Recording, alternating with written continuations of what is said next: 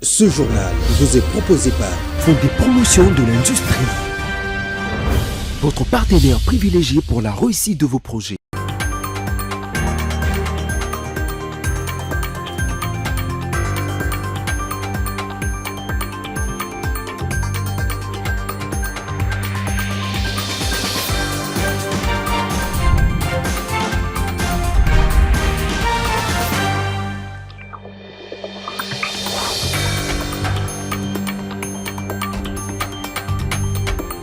Grande et ma joie, mesdames et messieurs, de vous présenter cette édition du Journal de la PIC Télévision. Bonsoir et bienvenue à tous. Les climats politiques congolais restent dominés par la recherche d'un terrain d'entente, alors que la C64 maintient la pression pour la convocation d'un dialogue national inclusif. Un nouveau développement vient relancer le débat.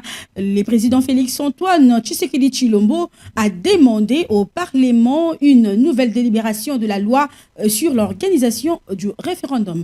L'Assemblée nationale annonce que le texte sera réexaminé lors de la session de septembre, notamment pour intégrer les réserves formulées par la Cour constitutionnelle. Visiblement, le ciel politique au Congo Kinshasa est loin de s'éclaircir. Analyse, suivez cet élément que nous propose Mehdi Kimba.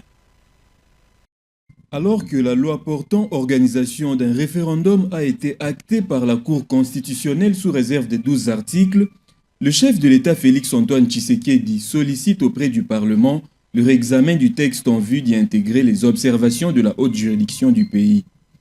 Pendant ce temps, l'opposition reste méfiante quant à l'orientation du processus institutionnel. Mais l'enjeu, selon plusieurs observateurs, demeure le dialogue inclusif à convoquer incessamment. L'opposition regroupée au sein de la plateforme Coalition Article 64, qui avait reporté sa marche à la suite des consultations menées par les confessions religieuses, continue d'exiger des actes concrets et maintient la date du 15 août comme échéance butoir pour la convocation de ces pourparlers. A souligné que dans ce contexte, la demande présidentielle des nouvelles délibérations de la loi référendaire constitue un nouveau signal politique non des moindres. Entre consultation des confessions religieuses, exigence de la C64 et initiative du président de la République, l'enjeu primordial reste aussi de transformer les divergences en un dialogue véritable. Car au-delà du référendum et des échéances politiques, c'est bien la recherche d'un consensus national à placer au centre de l'équation congolaise. Et puis l'opposition prend acte pour l'Amouka. C'est un petit pas, mais pas de quoi s'y réjouir. Son porte-parole, Prince Epenge, appelle le peuple congolais à rester vigilant et demande aux cellules de base de rejeter ce qu'il qualifie de projet macabre. On l'écoute dans cet élément choisi. La décision de M. Félix Tshisekedi de renvoyer la proposition de loi Ngondankoy au Parlement pour une seconde lecture est un petit pas dans la bonne direction. Un petit pas certes poussif, mais dans le sens de l'apaisement. Nous en prenons acte. Cependant, nous appelons notre peuple à la vigilance accrue, à continuer la mobilisation à Kinshasa et dans tous les pays, à rester vigilant jusqu'au bout, car le combat pour le respect de la Constitution est encore entier et sera probablement long.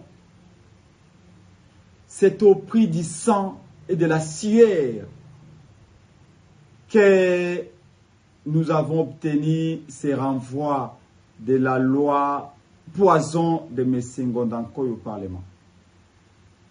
Au prix de votre sang et de votre sueur, aux députés nationaux de l'Union sacrée qui peuple ces palais, nous vous disons, vous avez l'occasion de vous ressaisir pour corriger les tirs. Vous avez l'occasion de vous amender, de redorer les blasons, de donner corps aux aspirations du peuple congolais. Et parlons autre chose à présent, au lendemain de la Journée internationale de la jeunesse, le ministre de la Jeunesse, Grace Coutinho, a été reçu au cabinet de travail par le président Félix-Antoine Tshisekedi Tshilombo. Objectif, poursuivre la grande campagne « Oui, je le veux » et lui remettre directement les préoccupations qui touchent aujourd'hui la jeunesse congolaise. Je vous propose de la suivre dans cet extrait choisi par Mehdi Kimba. J'ai été reçu aujourd'hui par le président de la République, son Excellence Félix-Antoine Tshisekedi Tshilombo, chef de l'État, dans le cadre de la continuité de cette grande campagne « Oui, je le veux », où je devais lui remettre le cahier de charges de la jeunesse congolaise, qui contient dans ce cahier des charges toutes les préoccupations de la jeunesse. Il y a les défis auxquels les jeunes sont confrontés, comme vous le savez, l'emploi, les opportunités, le manque de formation. Et nous avons surtout un problème avec la constitution actuelle où les jeunes ont revendiqué un plus grand nombre d'articles en leur faveur. Nous voulons une représentation au sein des institutions publiques, une représentation dans le secteur privé. Nous voulons plus d'opportunités, plus d'avantages. La jeunesse a demandé une constitution qui lui ressemble davantage. Une constitution qui va en faveur du peuple et non de certains individus. Aujourd'hui, en remettant ce cahier des charges au président de la République, nous affirmons déjà notre soutien au chef de l'État, mais aussi c'est un acte qui nous prouve que nous faisons confiance au président et nous croyons que les situations auxquelles les jeunes font face peuvent véritablement être résolues et que la jeunesse se retrouvera dans son propre pays. C'est 14 août, c'est la journée mondiale du lézard, une date dont personne ne connaît vraiment l'origine, mais dont le message est clair, parler de ces reptiles discrets, indispensables à nos écosystèmes et déjà menacés par les climats, la destruction de leurs habitats et les espèces invasives du gecko de nos murs aux dragons de Komodo, ils ont tous un rôle à jouer, le détail dans cet élément. 14 août, sur le calendrier, c'est la journée mondiale du lézard. Oui, vous l'avez bien entendu, le lézard. Pas de grande organisation pour l'ONU derrière, pas de date historique, pas de fondateur officiel. Certains parlaient d'un biologiste américain en 2004, d'autres un groupe de passionnés. En réalité, l'origine est mystérieuse. Un peu comme le lézard lui-même, qui disparaît derrière un mur en 2 secondes. Mais qu'est-ce qu'on célèbre alors? On célèbre les discrets, les utiles, les mal-aimés. Quand on dit lézard, vous pensez peut-être au petit lézard des mirailles qui prend le soleil sur vos pierres. Mais derrière ces mots, il y a un monde. Les geckos, les caméléons qui changent de couleur, les iguanes, les 5 jusqu'aux dragons de Komodo. 3 mètres qui n'ont rien à voir avec Bambi. Et ces animaux-là, ils bossent pour les hommes. La plupart mangent des insectes, des moustiques, des petites bêtes qui envahissent vos jardins. Et en même temps, ils servent de repas aux oiseaux, aux serpents, aux petits mammifères. Enlever le lézard d'un écosystème et tout l'équilibre bouge. C'est une chaîne. Et ils sont au milieu. Le problème, c'est qu'aujourd'hui, cette chaîne tire la sonnette d'alarme. Pourquoi? Parce que le lézard est hectomètre. Ça veut dire que sa température dépend du dehors. S'il fait trop chaud, trop froid, il ne peut plus chasser, ni se reproduire. Des études montrent qu'avec le réchauffement climatique, on pourrait perdre jusqu'à 20% des espèces de lézards d'ici 2080. Et à ça, on ajoute la bétonisation, la destruction des aires, des meurtres, des flèches et les espèces invasives. Même chez nous, en 2006, les zoos, les musées, les échos font aussi des animations aujourd'hui. C'est l'occasion d'apprendre les pétologies, la science des outils et les bien. Parce que trop souvent, le lézard fait peur ou on s'en fiche. Alors qu'en fait, il est là depuis des millions d'années. Il régule. Cette journée mondiale du lézard, c'est donc un appel simple. La biodiversité, ce n'est pas que les lampas et les baleines. C'est aussi les petits gars sur votre mur qui fait bonzette et qui mange vos moustiques. Prenez 5 minutes aujourd'hui pour le regarder, sans lui faire du mal, parce que protéger les petits, c'est protéger les grands. Et restons toujours dans cette même optique. Ils sont partout, mais on le voit à peine sur un mur, dans un jardin, planqué sur une veille rapide, discret et super familier. Les lézards partagent notre quotidien sans faire de bruit. À l'occasion de la journée mondiale de lézards, on zoome sur ce petit reptile où ils vivent, à quoi ils servent et pourquoi ils comptent pour notre environnement. Les Quinois, eux, ont une autre image pour le lézard. Certains se sont exprimés. On les écoute dans cet extrait que nous proposent Mehdi Kimba et Deborah Moulonza. Je trouve les lézards comme tout autre reptile vivant dans de milieux où il y a les hommes, dans de milieux où les hommes se trouvent.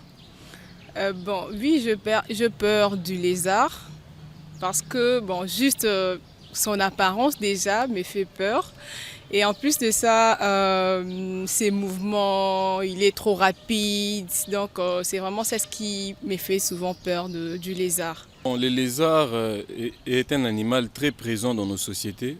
On en trouve très souvent sur les murs, sur les plafonds par exemple. Et très souvent, on refuse de leur donner accès à nos maisons parce que quand ils entrent, ils vont directement dans les assiettes. Mais il y a aussi un avantage d'avoir des lézards dans la parcelle, c'est que on dit que c'est grâce à eux que les insectes dans la maison, les fourmis et autres, des fois, ils nous débarrassent des mouches, des moustiques et des cancrelats aussi. Mais d'aucuns aussi disent que le fait d'avoir des lézards dans la maison, très souvent, c'est très risquant parce que ce sont des animaux dont la peau sécrète des substances toxiques, donc de poison. Les geckos, par exemple, les geckos sont très présents dans nos maisons. Ils sont là à la recherche des insectes, des fourmis à manger, mais aussi dans nos assiettes, dans la cuisine. Donc les lézards font peur à certains. Et parlons autre chose, émotion et indignation dans la province du Haut-Katanga.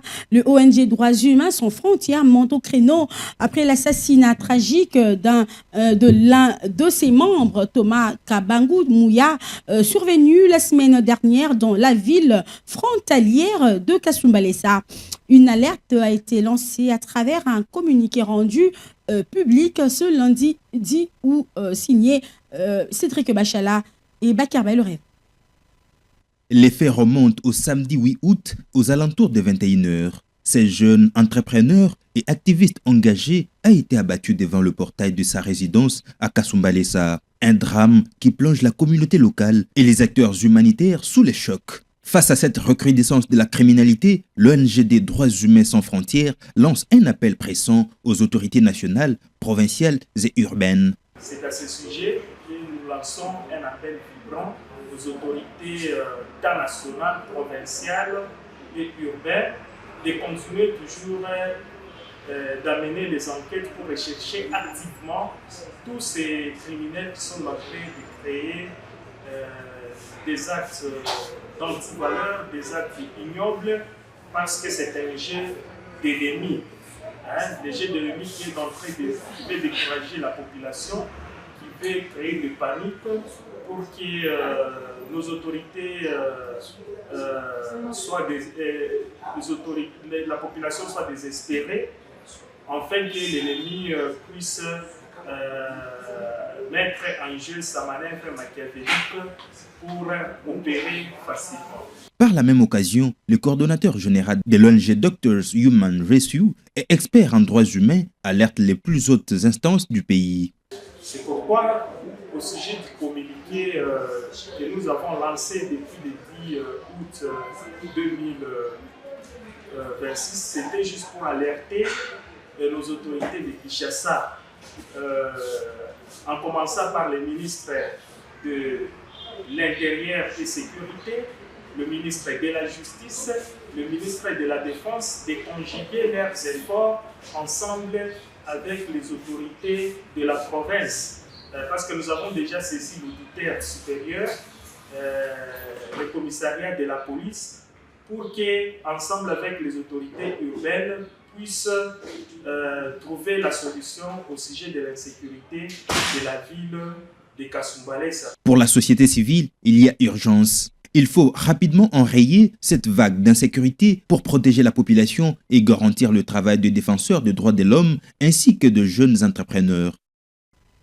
Et parlons société à présent, lundi 10 août, hôtel de ville de Kinshasa a fait tomber les murs. Le célèbre marché Upen et plusieurs maisons commerciales jugées arnachiques dans la commune d'Ongaliema ont été rasées.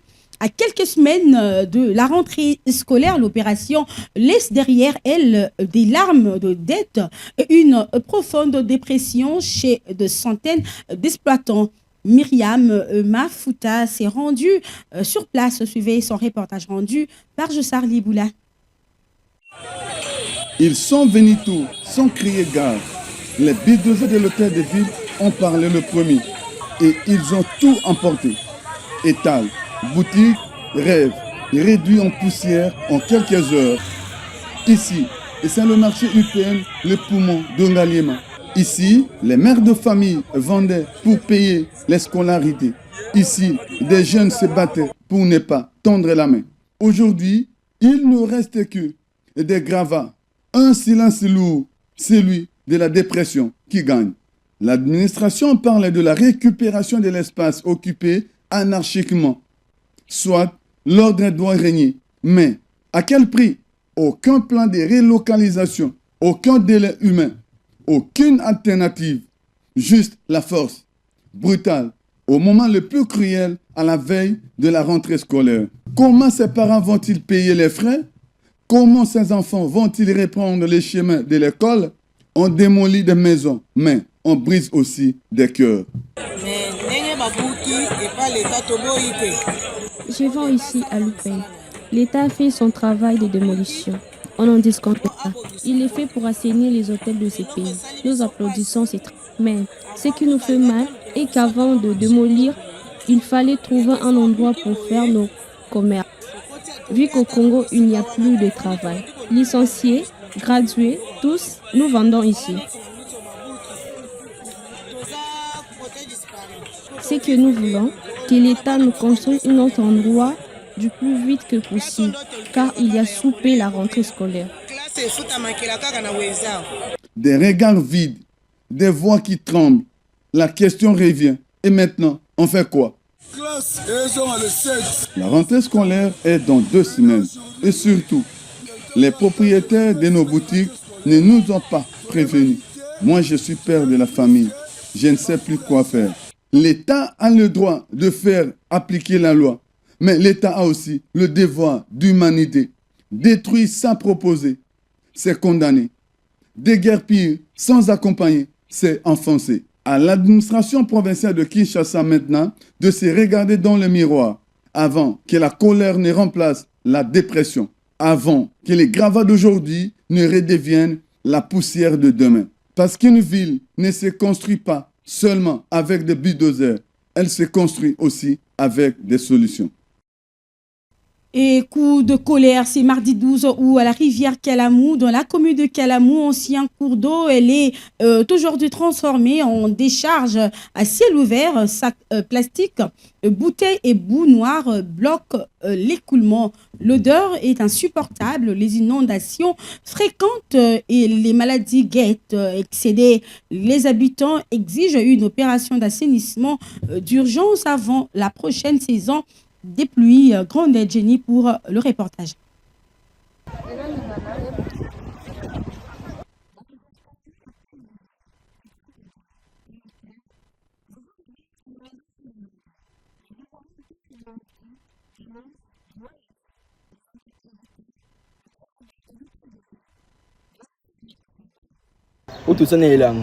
Parce que nous sommes en pleine saison sèche, sachez que pendant la saison des pluies ici, l'eau déborde énormément, le pont disparaît. Difficile de le localiser vu l'herbe, les poubelles à cet endroit. Une situation malencontreuse. Demandons l'intervention du président de la République afin de remédier aux inondations.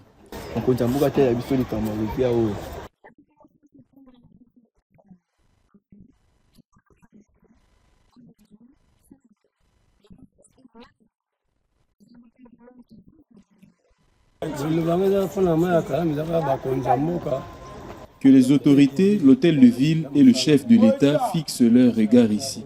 La vie est insupportable à cet endroit. La santé se trouve exposée avec les moustiques, la fièvre typhoïde. Observez le niveau d'insalubrité. Même les enfants en sont victimes sur le chemin de l'école, surtout quand il pleut. Nous remercions le chef de l'État pour son travail, mais lui demandons aussi de nous venir en aide pour ce qui concerne la rivière Kalam.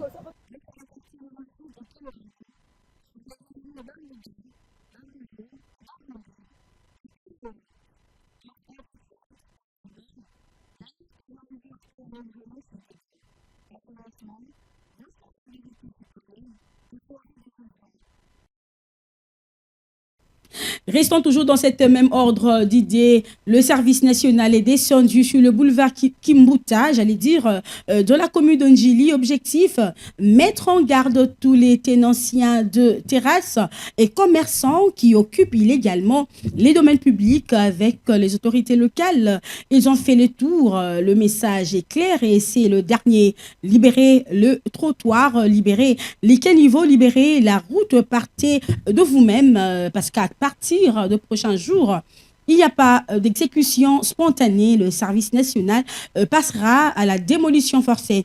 Toutes les installations arnachiques seront détruites. But, restaurer l'ordre et rendre la fluidité à cette grande artère de la capitale. Commerçants du boulevard Kimbuta, vous êtes prévenus. Kimbuta, fungula matoi yoka.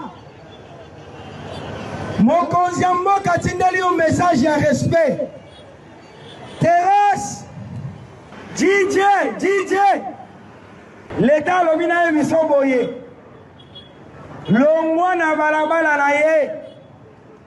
Service national les heures kosala musala. Ngandangulu ya ntaba longola.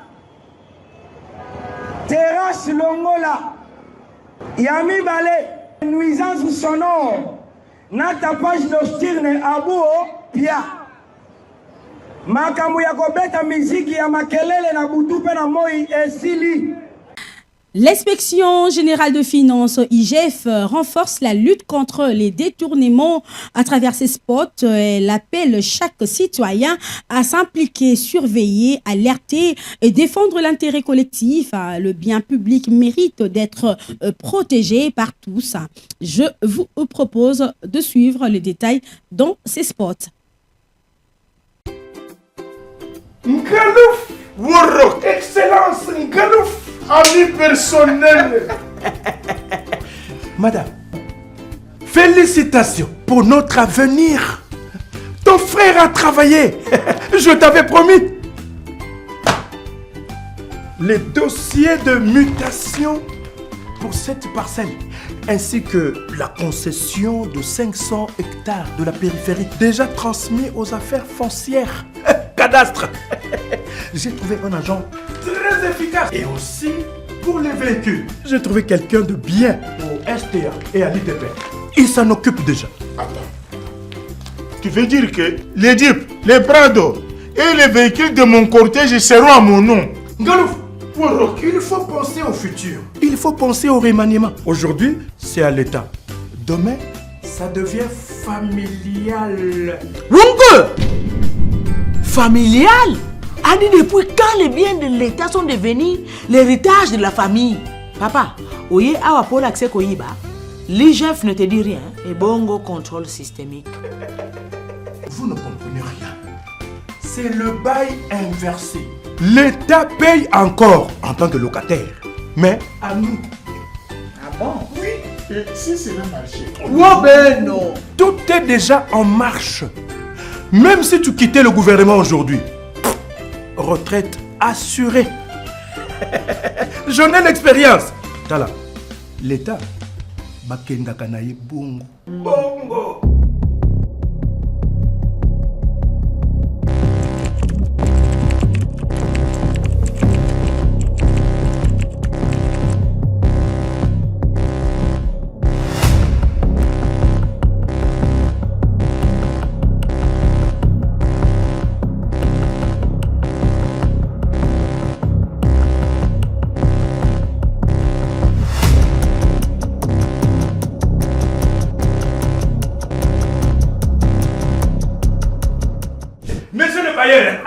Le bailleur de l'État. Voilà. Ça ne pas l'État. L'État locataire là, dit. Bonjour Excellence. Bonjour Messieurs. Bonjour. Inspecteur chef des brigades IGF. Et votre réseau est déjà bien rodé. Hein? Donc on enlève discrètement un immeuble de la liste du bien de l'État et hop, une signature par-ci, un cachet par-là. Et miracle administratif, la propriété de la République devient subitement patrimoine familial. Vous profitez même parfois du manque de titres fonciers sur certains immeubles publics pour les faire disparaître des registres.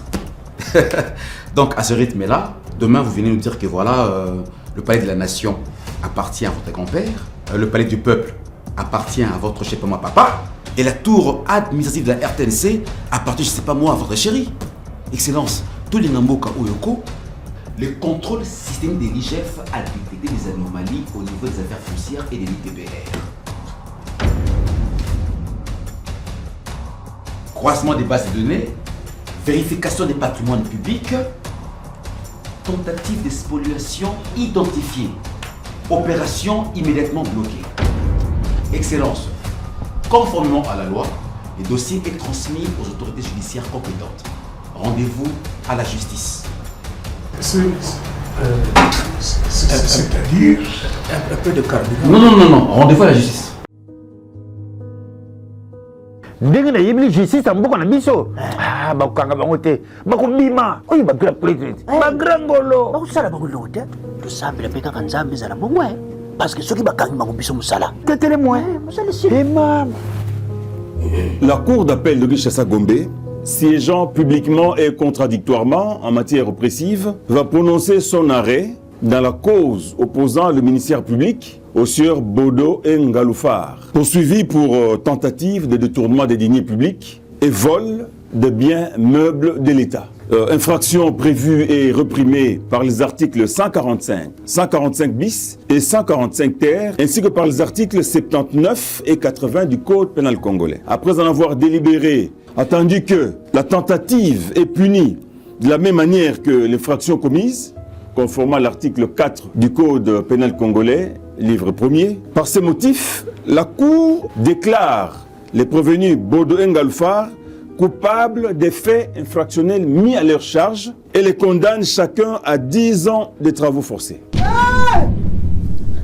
Et prononce à leur encontre l'interdiction pendant 5 ans après l'exécution de leur peine du droit de vote et d'éligibilité. Et prononce leur interdiction d'accéder à toute fonction publique ou para-étatique à quelque niveau que ce soit. La Cour déclare coupables les agents des affaires foncières et des ITPR, coupables donc des faux en écriture, usage des faux et complicité. Et prononce à leur encontre les peines prévues par la loi, soit 10 ans de servitude pénale principale, sans préjudice de sanctions disciplinaires. La Cour ordonne l'annulation de toutes les mutations et de tous les actes administratifs établis frauduleusement. Et ordonne également la récupération de l'ensemble des biens concernés et leur réintégration dans le patrimoine de l'État. Et met les frais d'instance à charge des condamnés.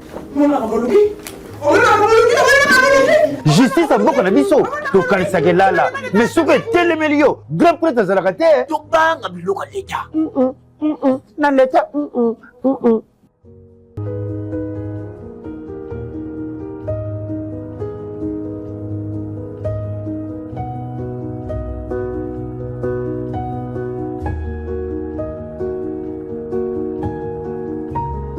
nzete ya mobeso eza kozika bongo biso banzete ya kokau yango biloko ya leta banga. Contrôle systémique IGF, Prévenir, détecter, transmettre et protéger. Les biens publics appartiennent au peuple. Les détourner exposent leurs auteurs à des poursuites judiciaires et à la récupération des biens par l'État. Message de l'Inspection générale des finances, IGF. Pour la matérialisation de la vision du président de la République, Félix-Antoine Tshisekedi Tshilombo.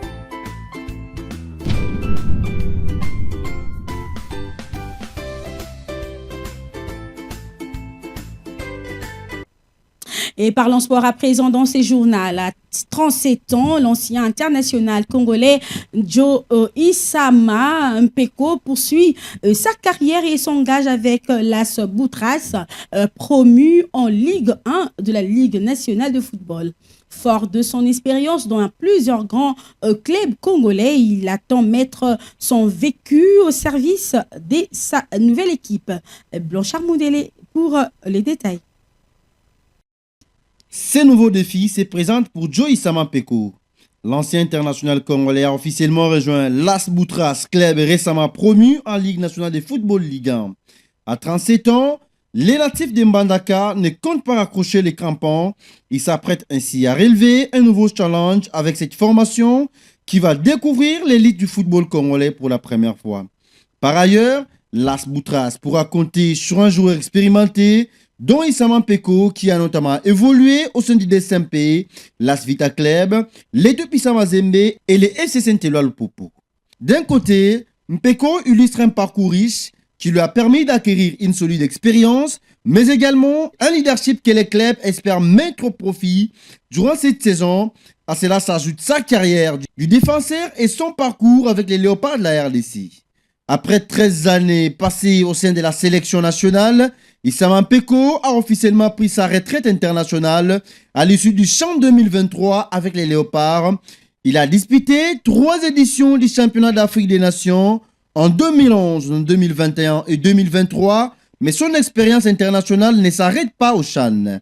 Les défenseurs a également participé à 4 éditions de la Coupe d'Afrique des Nations en 2013, 2015, 2017 et 2019. Désormais tourné vers un nouveau chapitre de sa carrière, Joe Isama Mpeko va tenter de mettre une expérience au service de l'AS Boutras qui s'apprête à faire ses premiers pas en Ligue 1 de la Ligue Foot. Madame, Monsieur, c'est par ici que s'achève cette édition du journal de la PIC Télévision. Merci à tous de l'avoir suivi. On se revoit à la prochaine. Bonsoir chez vous.